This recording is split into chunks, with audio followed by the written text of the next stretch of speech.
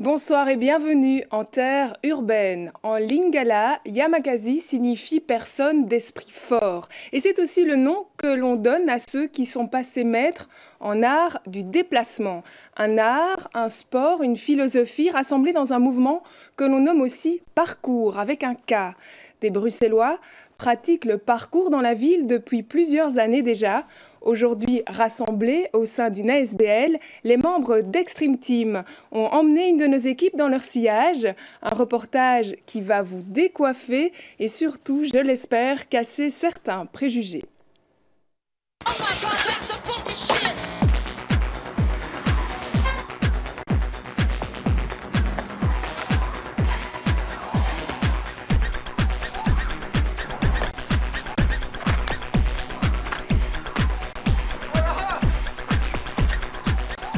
C'est du parcours de l'art du déplacement. C'est une méthode d'entraînement qui consiste à se déplacer d'un point A à un point B de la manière la plus rapide, fluide et efficace possible. Ici c'est Isère, c'est un bâtiment qui se trouve à côté de l'arrêt Isère. Et ici c'est un espace un peu vide qu'on a oublié. Dans les parcours on essaie de récupérer les espaces. On essaie de retravailler dans les espaces qu'on a un peu oubliés.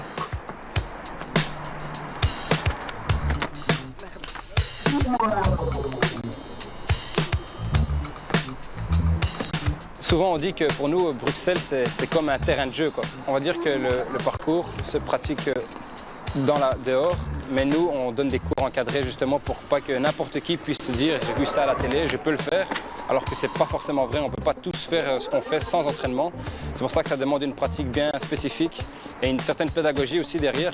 À la base, Yamakasi, c'est un mot en lingala qui veut dire esprit fort, âme fort, corps fort. Il essaie de devenir fort pour aider les autres. Il y a une des règles de base, c'est qu'on ne fait jamais de parcours tout seul. Quand on fait du parcours, on le fait avec quelqu'un, comme ça, s'il y a quelqu'un d'autre, et que moi j'ai un accident, l'autre personne pourra téléphoner à l'ambulance, etc. Ou pourra m'aider. Et donc c'est ça aussi, et comme je disais, c'est quelque chose qu'on partage. Je me dépasse quand il y a quelqu'un qui peut m'aider.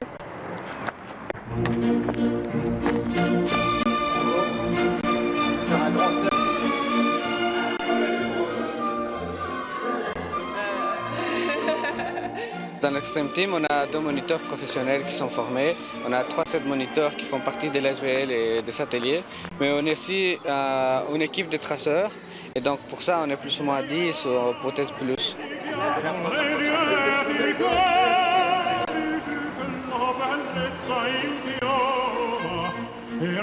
T'as vu les Russes dans la dernière vidéo? Non, il y a une nouvelle vidéo pour les Mexicains. C'est la classe, hein. Voilà. Oh, c'est stylé. Voilà, t'as vu la reverse, t'as vu la reverse. Personnellement, j'ai commencé à m'entraîner avec des vidéos des gens qui avaient déjà en Belgique. Puis je suis venu ici, je l'ai rencontré avec un rassemblement ici de parcours. C'est vraiment ça, c'est ce qui a commencé, c'est le fait que ça s'est réalisé en film, donc vraiment quelque chose d'audiovisuel. Et on s'est dit, ben voilà, nous on pratique ce sport sans savoir même que ça existait, et quand on voit que ça s'officialise vraiment dans des films, etc., professionnellement, ben on se dit, ben c'est bien, on veut faire la même chose. Parce qu'il y a une image un peu négative de Yamakasi. C'est à cause des vidéos aussi. Donc Yamakasi est sorti, et les gens publics ont commencé à sortir, essayer les mêmes choses, sauf que dans Yamakasi, ils ne disent pas combien d'années d'expérience ils sont derrière. C'est surtout que dans le film Yamakasi, on voit que pour faire du parcours, ils volent. Donc c'est ce qu'ils pensent aussi au premier abord, c'est que nous, on fait ça et pour apprendre aux gamins à voler, à s'enfuir devant la police, mais c'est vraiment tout le contraire, quoi. Donc vous voulez former des policiers. Voilà, exactement, des policiers qui viennent de rentrer, quoi. Là, on est au spot de Villeborde et c'est un très chouette endroit parce qu'on dirait que tout ça a été mis pour faire du parcours. Alors qu'on n'a aucune idée de pourquoi ils sont fait ça. Ça arrive. On tombe toujours, on se fait toujours mal. Et ce qui est chouette, c'est que je me suis fait mal, pas en faisant du parcours, c'était en faisant un cours de autre chose. C'était en faisant du basketball. Donc. Ouais.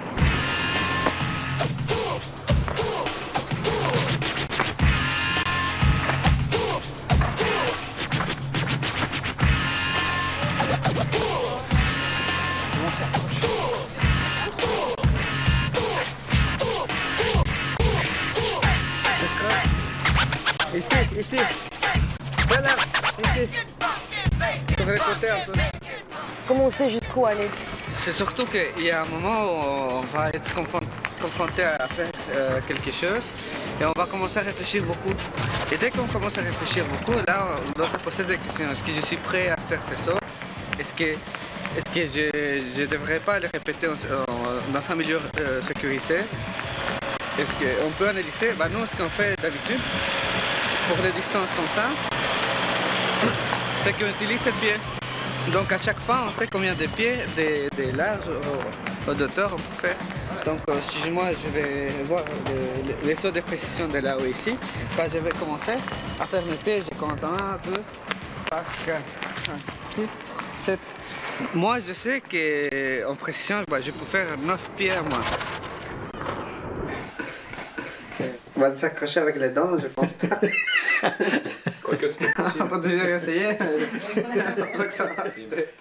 T'as bien vu ton prof de 60 ans là? Ouais. Il craint rien lui. Hein? Il est toujours en forme. Lui il craint rien. 60 ans, mais lui il a pas 60 ans au niveau. Mais lui c'est parce qu'il est informé hein, par rapport à ses limites. Hein. D'office. Et ça c'est le plus important, c'est d'être informé par rapport à tes limites. J'ai eu peur à partir du moment où il n'y avait pas d'encadrement. Je l'ai toujours poussé pour qu'il étudie l'anatomie, le corps. Qu'il apprenne un petit peu les muscles, tendons, tout ça, les chevilles, qu'est-ce que c'est. Parce que bon, on ne peut pas se lancer, il y a des limites dans le corps. Alors ici, vous êtes dans la salle de gym de mon école. Donc c'est la haute école Francisco Ferrer. Et donc je suis étudiant en éducation physique ici. Et tu es ici avec Francisco? Avec Francisco qui est dans ma classe, oui. Elle est pas mal. Plus calme. Ouais, un peu plus tonique. Le moment où tu te casses, tu dois être plus tonique. Ils sont plus des sportifs explosifs, hein, sur des efforts très courts. Au niveau de l'audace, on voit tous les deux qu'ils ont envie d'essayer certaines choses. Ils osent essayer des exercices nouveaux.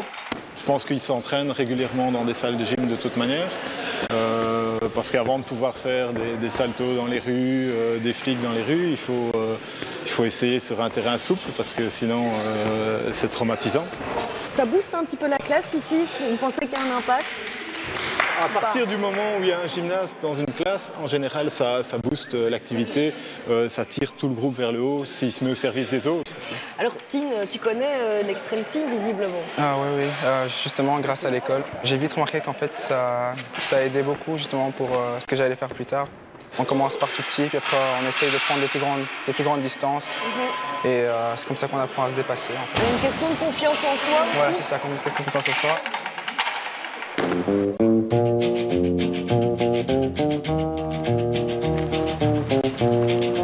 Quand on fait notre tournée de quartier, bon, on passe, on les voit, on voit qu'ils ne font rien de mal et on continue notre chemin. Ils vont dans des endroits calmes, comme ici le parc du Den est assez calme. I keep a close watch on this heart of mine. Pousse! I keep my eyes wide open. La première rencontre avec le groupe, c'est suite à un coup de fil d'une personne qui s'était inquiétée de voir des jeunes rassemblés. Et puis c'est la première fois qu'on a remarqué qu'effectivement on faisait un sport pareil, donc on suivait un parcours, on s'imposait des escalades, des sauts, et qu'il n'y a en fait rien de mal, quoi. On ne peut pas interdire le sport de parcours Yamakasi. Il n'y a aucune loi qui interdit de sauter, de grimper, du moment qu'on ne se met pas soi-même en danger, qu'on ne met pas d'autres en danger et qu'on ne casse rien. Je cherchais une discipline sportive à faire avec les jeunes que j'anime, qui sortait un peu de l'ordinaire. Ce qui me plaît aussi, c'est la liberté en fait, que ça peut procurer. Comme les traceurs disent souvent, le parcours peut être pratiqué n'importe où, n'importe quand, par n'importe qui. Et c'est clair qu'il n'y a besoin de rien pour faire du parcours, une paire de baskets, un training et c'est parti. Et je pense que c'est ça qui attire les jeunes aussi. Il n'y a pas... faut pas obligatoirement avoir un terrain de foot ou un terrain de tennis pour pratiquer. Let's go. Yeah. Hey, there, you know what that sound like? Feel the heartbeat, feel the heartbeat on your eardrum. We got a new heartbeat. Feel the heartbeat, feel the Moi, je connais quelqu'un qui a 50 ans et qui s'entraîne. Je connais des petits gamins, quand on fait les ateliers, ils sont 6-7 ans et ils font déjà bien de parcours. Donc, c'est vraiment pour tous les âges, pour tout le monde. C'est aussi un sport pour les filles. Voilà. Et qu'est-ce qui te plaît là-dedans La liberté de bouger, on va dire. Donc c'est se dire, oh, j'ai envie d'aller là-bas, zut, il y a une barrière. Mais quand on est un traceur, on ne peut pas penser comme ça. Ah, j'ai envie d'aller là-bas, point barre, j'y vais. J'ai glissé à pied. Le parcours est accompagné d'une philosophie qui te dit toujours que dans la vie, comme dans le parcours, tu dois surmonter les obstacles, quels qu'ils soient. Donc que ce soit les obstacles scolaires, des problèmes dans la famille, la drogue, n'importe quel obstacle qui pourrait survenir dans la vie morale, qu'on doit aussi les surmonter comme si c'était une simple barrière dans le parcours. Dans la vie aussi, c'est un défi qu'on doit surmonter chaque jour, essayer d'y arriver et se donner à chaque fois des choses à accomplir en se disant que tout est possible.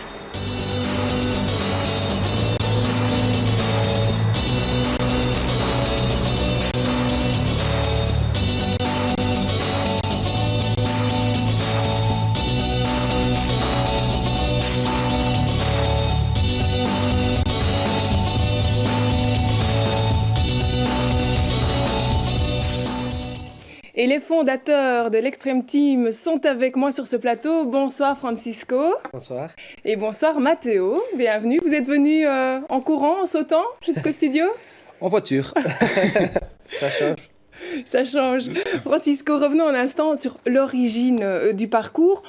On le sait, c'est le français David Bell, comédien, cascadeur, qui a un petit peu mis ça au goût du jour à travers les films. On a évoqué les films dans le reportage, mais l'origine, l'histoire, elle remonte bien avant, quelque part. Oui, en fait, tout ça a commencé avec l'évertisme, que c'est une pratique ou méthode naturelle de s'entraîner dehors en 1920. Et en fait, c'est le père de David Bell qui a partagé ça à lui. Et lui, du coup, il s'est trouvé dans une ville où il ne pouvait pas bien se déplacer ou se déplacer librement. La banlieue parisienne, en l'occurrence. Parisienne. Alors, il a adapté cet entraînement d'une manière plus moderne à la ville. Et aujourd'hui, on parle de parcours. Donc, c'est juste une évolution des méthodes de s'entraîner. Et puis, une méthode qui a permis de vous rencontrer, de vous faire vous rencontrer lors d'un parcours day. Alors, c'est quoi ce parcours day, Matteo? Alors, un parcours day, c'est un rassemblement de traceurs. Donc, les traceurs, ce sont les personnes qui pratiquent le parcours. On les appelle traceurs. Et un parcours day, c'est un rassemblement de traceurs dans un endroit donné, à une certaine heure, à un certain temps. Une ville, souvent, j'imagine? Certaines villes, oui. En l'occurrence, là, c'était à Bruxelles. Et donc, j'ai rencontré Francisco pas loin de la gare centrale. On s'entraînait, on était une soixantaine. Et je m'étais blessé cette période-là. Et c'était le premier à venir m'offrir un petit remontant. Voilà, un petit remontant pour soigner un peu ma cheville, parce que j'ai eu beaucoup de problèmes de cheville. Et donc voilà, c'est là que je l'ai rencontré. Et depuis, après, les choses ont évolué. Un an plus tard, on s'est retrouvés dans la même école, par hasard, dans la même classe. Et c'est là qu'on a décidé de dire, on va créer l'Extreme Team, on va créer cette ASBL. Alors justement, une ASBL à Bruxelles, mais est-ce qu'on sait dire aujourd'hui, Francisco, combien de personnes pratiquent ce sport, enfin cet art, on va dire, comme vous? Est-ce que vous avez une idée? Vous avez rencontré effectivement Matteo lors de ce parcours day, mais est-ce qu'on a une idée de nombre de personnes qui, comme vous, pratiquent ça à Bruxelles? Une idée approximative parce qu'on ne sait jamais si les personnes qui pratiquent ça, ce sont des pratiquants confirmés. Pour dire qu'on pratique, tout le monde peut sortir et essayer de dire j'ai fait du parcours, mais ce ne seront pas des vraiment traceurs, des personnes qui sont confirmées dans leur manière de s'entraîner, tout ça. On rappelle, vous, ça fait pratiquement 6 ans que vous pratiquez le parcours. Ça fait 6 ans. En plus, on a eu une formation à l'étranger aussi pour faire partager cette discipline qu'on fait. Et donc voilà, mais sinon à Bruxelles, on va dire autour d'une trentaine de pratiquants. Confirmant et en tout cas qui ont cette expérience comme vous. Justement, on parle de partager cette véritable passion que vous avez. Au sein de votre ASBL, vous avez d'ailleurs des ateliers d'initiation que vous adressez d'ailleurs à des tout-petits aussi. Voilà, on peut faire ça à n'importe quel âge oui, voilà, tout à fait. C'est ça l'avantage dans le parcours, c'est que ça peut commencer, on va dire, l'âge de la psychomotricité, donc 3 ans, ça peut terminer à 100 ans. Donc c'est vraiment, il n'y a pas de limite, c'est pour tout le monde, les petits, les grands, les femmes, les hommes. C'est vraiment un sport qui est donné à tout le monde. Et c'est ce qu'on essaye justement de mettre en valeur dans nos cours encadrés. Alors justement, ces cours ne se donnent pas en pleine rue, précisons-le. Tout est fait pour que cette formation se passe en toute sécurité. Voilà, tout à fait. Donc on donne cours dans une salle de gymnastique, une ancienne salle de gymnastique où il y a pas mal de matériel de gymnastique, des protections, etc. pour justement essayer d'adapter, de faire ressembler le milieu naturel dans la salle de gym avec des obstacles, des plines, des trampolines, des espaliers, etc. Oui, parce que l'entraînement, l'échauffement, c'est primordial et surtout quand on est tout petit, on entendait même vous, à vos cours de gym, il faut faire attention au traumatisme à tout âge. Et donc, on peut s'initier. On donnera d'ailleurs les coordonnées de votre ASBL en fin d'émission. Autre projet de votre ASBL, c'est justement pendant 7 mois, là, vous venez de travailler carrément avec des maisons de jeunes, de Schaerbeek, de la ville de Bruxelles. On a compris, il y a vraiment une philosophie derrière votre projet. Vous avez décidé de travailler avec ces quartiers. Parlez-moi de ce projet et pourquoi justement à Schaerbeek, ville de Bruxelles et avec les maisons de jeunes? On s'est rendu compte en fait que, mis à part la désinformation des personnes, du public en général, il y avait aussi que grâce à la pédagogie de parcours, on pouvait remonter n'importe quel obstacle. Et ça peut servir à beaucoup de jeunes. Et surtout aux jeunes qui ont des problèmes dans l'école, des problèmes pour s'insérer dans la vie sociale. Et donc on s'est dit, on va mettre en place un projet qui puisse permettre à ces personnes-là d'apprendre notre manière de supérer les obstacles. Et c'est ça qu'on a souffert avec le Bureau international de la jeunesse. Et, 7 mois, conclusion de ces 7 mois, qu'est-ce qui se passe après? Après, ils partent de leur côté ou quoi? Non, en fait, on va avoir un suivi. On a mis en place des vidéos tutoriels pour qu'ils puissent continuer à voir si jamais ils n'ont pas envie de venir aux ateliers. Oui. On va mettre en place des vidéos tutoriels en ligne, comme ça ils pourront s'entraîner. On va mettre aussi un documentaire de tout le projet, comme ça il y aura un suivi des jeunes qui n'ont pas su participer cette fois-ci. Après, ils pourront voir et ils sauront plus ou moins qu'est-ce que c'est de travailler avec nous. Et ça va aussi mettre en valeur notre travail et l'aspect pédagogique pour pouvoir venir sur lequel vous allez travailler ensemble. En tout cas, on recommande aux téléspectateurs d'aller sur votre site internet pour voir ces fameuses vidéos, dont notamment celle d'Ismaël Geoffroy Chandoutis, Free Run in Brussels, que j'ai particulièrement apprécié, où on voit justement tout ce que vous faites. L'occasion aussi de voir les ateliers, puisqu'il y a déjà une petite vidéo à ce sujet. Et puis, ce que vous proposez maintenant va venir enrichir votre site très bientôt. L'occasion aussi de découvrir les autres visages de votre équipe. On salue par ailleurs Stéphanie Baudré, qui est en coulisses et qui assure la communication de votre ASBL. Un petit mot aussi sur un livre pour ceux qui veulent comprendre un petit peu l'origine du parcours, le livre Parcours de David Bell. C'est un entretien avec l'acteur et cascadeur français réalisé par la journaliste Sabine Gros-Lafègue, paru en 2009 aux éditions Intervista. Je crois que c'est votre Bible, votre livre de chevet celui-là. Ça explique beaucoup de choses. En fait, ça explique beaucoup des questions qu'on ne s'est pas posées pendant beaucoup de temps. Ça explique l'origine de parcours pour David Bell. Ça explique comment est-ce qu'il a dû travailler ça. Vraiment pour compléter l'info. Et puis peut-être que bientôt on vous verra aussi au cinéma, Mathéo. Je crois que vous avez déjà fait quelques apparitions, quelques cascades. C'est un peu le but aussi pour vous? Oui, c'est vrai que on va dire qu'on a un projet similaire tout en ayant des envies de toujours exploiter ça de plus en plus loin, de plus en plus fort. Et justement, à ce niveau-là, l'année passée, on a participé à un tournage de Expatriate, ça s'appelle. Oui. C'était un tournage canado-américain avec lequel, en fait, on a présenté notre sport comme étant assez rare à Bruxelles et qu'on pouvait le mettre à leur avantage. Et ils nous ont été d'accord, ils nous ont tout de suite pris. Et donc une autre manière d'un petit peu faire partager votre passion. Merci à tous les deux d'être venus sur ce plateau pour nous parler du parcours. La semaine prochaine, nous irons dans les coulisses du stade Constant Van den Stock, les coulisses des Business Seeds. À très bientôt. Bonne soirée. Merci encore. Merci beaucoup.